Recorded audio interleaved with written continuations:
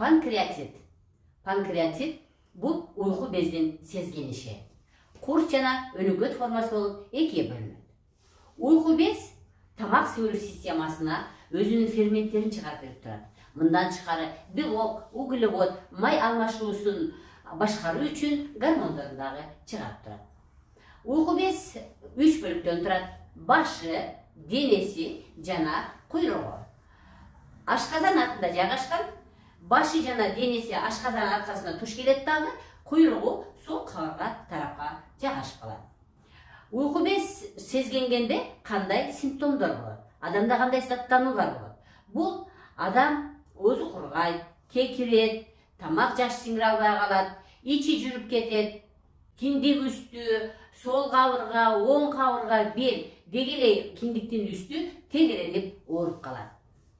Құсқысы келеді, көңіл айланады, көп тердейді, кекіреді, қан басым кейбір келерге көтеріліп кетеді, кейбір адамдардығы төмен түшіп кетеді.